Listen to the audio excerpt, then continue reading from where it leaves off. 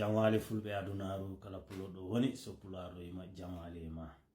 Hola a todos mis seguidores. Bueno, como veréis, hay más colores las sudaderas. Yo creo que estos colores ya más bonito no puede ser. O sea, ya están disponibles. Todo lo que quieran hacer sus pedidos, como dije la vez pasada, pues es muy sencillo. Entráis en mi perfil, ahí tenéis mi número de teléfono y podéis hacer vuestro pedido.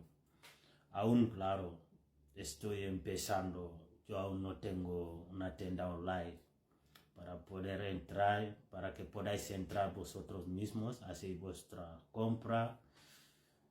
Estamos en ellos, poquito a poco.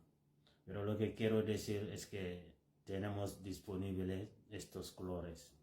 O sea, cualquier color que queráis, lo tengo.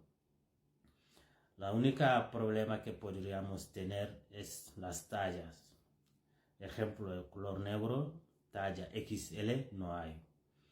Y el azul creo que también no había. Amarilla sí, porque ya hay una persona que ha cargado el color, el talla XL. Entonces, de las tallas podríamos tener algunos problemas, sobre todo según si es XL. Los demás sí que hay S, L y M. Casi de esta talla no tendremos problemas, pero lo demás creo que sí. Los colores todos los tenemos. Y las mochilas también, color negro de un momento no lo tengo. Los demás colores sí que todos están disponibles. Más adelante, tal vez mañana, lo veréis aquí. Así que os animo a comprar las sudaderas que son muy chulas. ¿Ves? Yo llevo una. Es ropa buena, es puro algodón.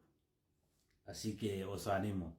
Wala banda fulbe on jaforo bay on gandi wodi be ligodam minin badam minin kurso ben fofe mbadi kam segir donc dumadi mine watta yewara wadde espagnol sera fi be mbawa famde holko kala minen wala bandirabe on ji couleur jidi ko dido ri jalti me couleur kala mo jiddon mi halani o ino wodi kala couleur mo jiddon ino wodi so tawi woni ko kala ko aroy tan kam wona kam seeda cadele woni ko kalmi espagnol ko woni ro côté dum affaire tajaw si neddo na mawni berere manam XL to wono rani cadele de bay balejo XL ala woni XL on ala e bulo kadi XL ala woni XL donc to affaire sako saji di couleur balejo taw me kebani dida couleur ji nak fon no wodi